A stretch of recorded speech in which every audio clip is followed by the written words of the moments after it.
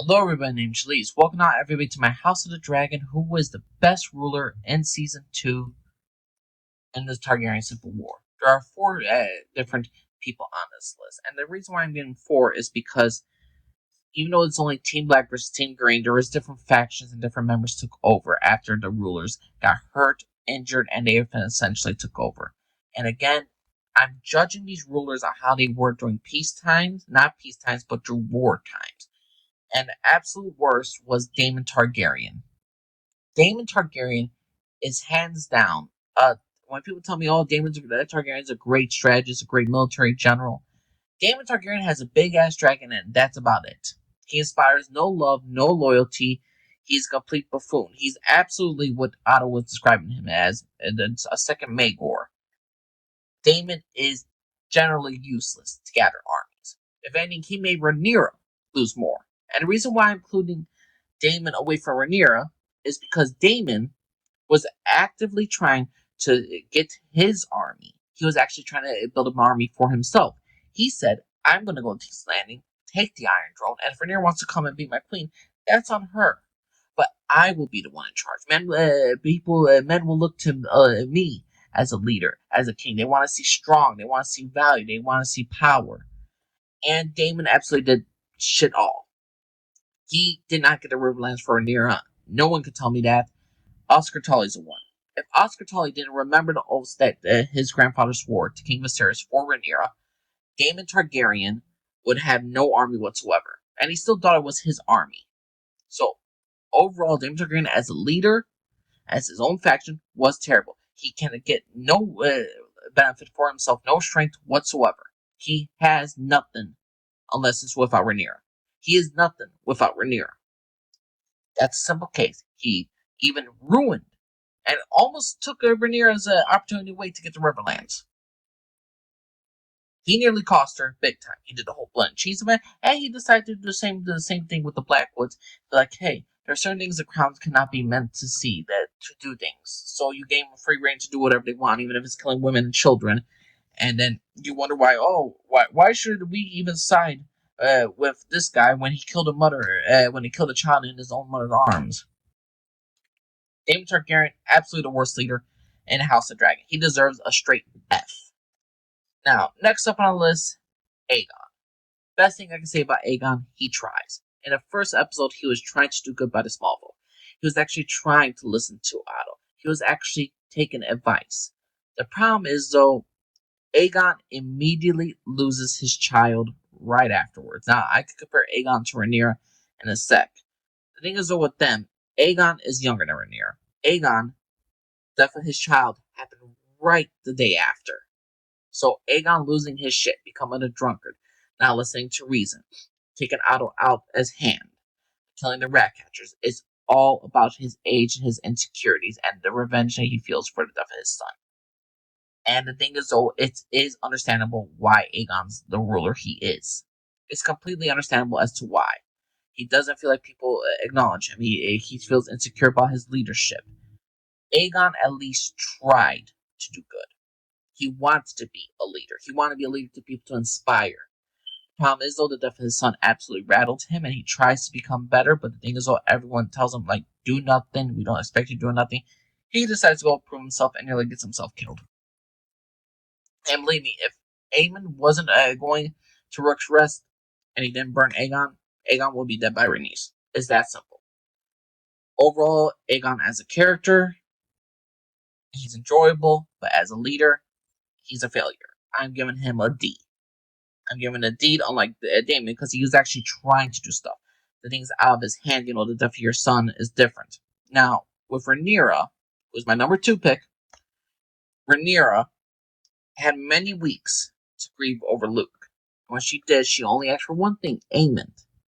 She didn't ask for it. I'm not blaming her whatsoever in the blood and cheese event. That is not her fault. Again, Daemon very much cost her a lot. Rhaenyra, for the most part, was trying not to unleash the dragons. That was her main goal, trying to unleash the dragons so I don't kill a whole lot of innocent people. The thing is, though, when you're going through wartime and after your husband killed a freaking child who was your brother's son, there is going to be no peace. You should have known this. She should have been actively trying to go for war after this. because there would have been no sense to go back.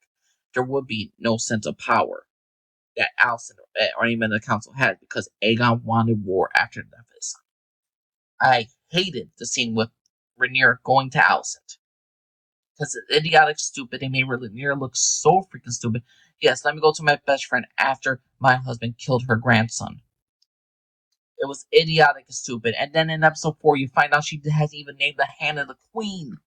You know, Rhaenys was basically it. She didn't name somebody in the council to take charge.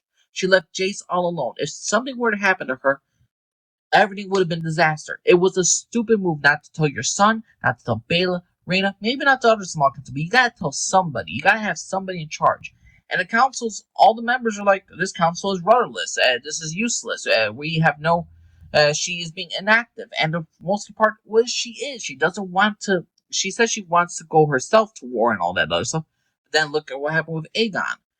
And ultimately in the day, Rhaenyra has to make the best out of a worse situation. She has to get more dragons after her blunder at Rook's Rest. And the thing is, though, she needs to get the dragon seeds. She needs to have bastards, even though this will cause a lot of problems within her own group, with other High Lords, with her own son, who will weaken her own claim, and this causes strife between her and her son. And not to mention, I understand why Rhaenyra did the way she did to get the dragon seeds. I understand what she was going for, and I understood it. But the thing is, though, she didn't think the long-term effects. If Rhaenyra were to win the war and Rhaenyra was to die instantly of a mysterious illness, Jace would technically be in charge. But who's to say that Daemon wouldn't want to take over if he didn't have the visions? Who's to say that the two other dragon riders, Ulf and Hugh, who have bigger dragons, will stand by freaking Jace and not rule the Seven Kingdoms? Because they are Targaryens, they are bastards just like Jace.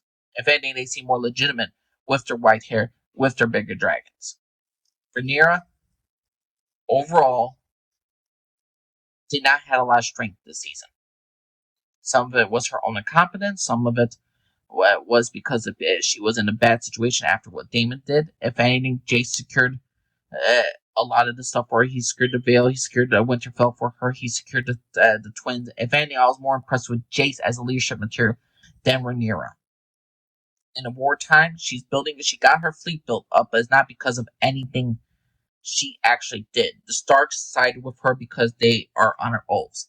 The Riverlands sided with her because they honor oaths. And they nearly were going to lose it because of Daemon. Rhaenyra only got the dragon seeds. She got the bastard dragon seeds that she cannot fully trust. That's all Rhaenyra did. Yes, the blockade was doing stuff, but that was Corlys for Lorien. They were already doing that.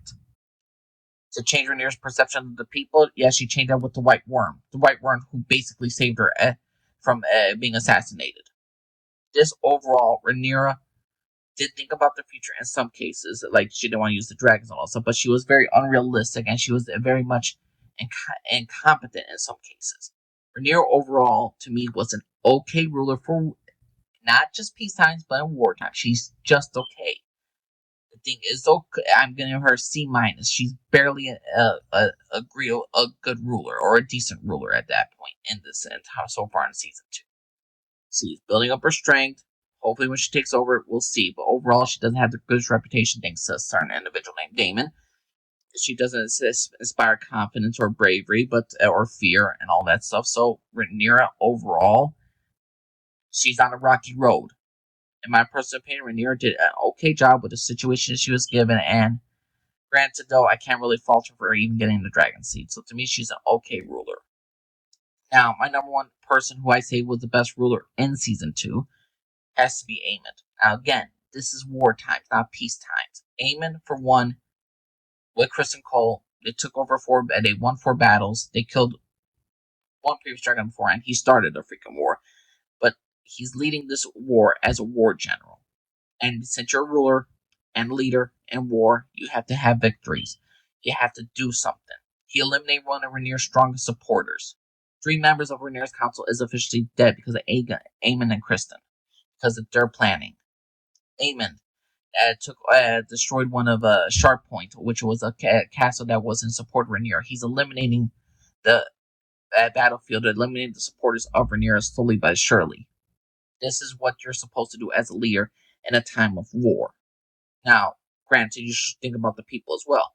Does he necessarily do that? No, because he's like, oh, that's the only downside to Aemon's character. He doesn't really care about the people. He's like, oh, we must all make sacrifices for everything. While Rhaenyra is more caring for the people, Aemon is not necessarily caring. He just more believes in common sense.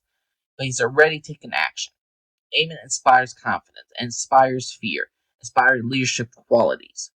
He cut down Aegon's rat catchers, that he left there forever, that he's the one that made the decision. He got rid of Aegon's King Guards member, who started a freaking riot, who were basically useless. He, granted, wanted to gather more forces. He wanted Helaena to go with him to battle, even though he knew that she didn't want to. He wanted her to do it because he knows that strategically he needs it. He wants to end the blockade. He forms a triarchy. Now, again, he was thinking ahead. Hey, if the triarchy come, destroy Rhaenyra's fleet, then we weaken the blockade. If they do not, and if the triarchy fail, then my fleet with the Lannisters and the other ones will come around the long way, and they will defeat the triarchy or Rhaenyra's blockade. Either way, Aemon was thinking ahead of time for a move, for this. Aemon was thinking ahead of the long term where it deals with the triarchy, where who he wants his hand as the king. He wanted to rehire Otto back after Aegon dismissed them. He was still wanting to attack Daemon at Harrenhal with his support, and the thing is, though, would Aemon succeed if Alicent did not give all the information to Rhaenyra? Would Daemon and Aemon battle there right then and there, and who would have won is up to who's who. But the thing is, though, the reason why I'm choosing Aemon as the best ruler out of the three other characters is because he was always active. He was always active during the war. He was always planning. He was thinking about the future. The only downside is he didn't really care for the common people, but he's like, okay, cut down the whack catchers, get rid of the stupid guys who started the freaking riot. Aemon, as a character, is very complex. As a ruler, he is very effective as a military strategist, as a leader. Now, how Aemon would be in peacetime, if he had no competition, I think he would be an effective ruler. Granted, if he was bored, I think he would go after Dorne. But in my personal opinion, Aemon was simply the better ruler. Granted, his temperament and him sparing the people of kings of other places did not match to him, because if you're my way or the highway, which is the basic thing in the monarchy itself. Rhaenyra at least thought about the people. Aegon at least tried to be prosperous towards the people. Daemon didn't give a shit, just like Aemon. The only thing is, though, the reason why I choose Aemon over Daemon, again, he's active. He's doing the stuff he's got to do to win a war with what little he has, and he's trying to make the best opportunity as he can. Is he cocky? Yes. Is he full of himself? Absolutely. But out of the best ruler in season 2 to actually do anything during the entire war, it's Aemon. So Aemon, to me, is the best character of House of Dragon right now. He's the best ruler in House of the Dragon, and he's the most active in actually trying to get things done. But that's my personal opinion, everybody. What y'all think of House of the Dragon Season 2? Who's your favorite ruler? You think Rhaenyra should have been number 1 because she cares more about the people, even though she's totally incompetent, inspires no confidence, and she only gets the people she has because of oaths that they kept by? Or do you think Aegon was a better ruler than Rhaenyra and Aemon? Do you think Daemon should have been higher? What's your personal opinion, everybody? It's Lisa Garfield, everybody. Bye-bye.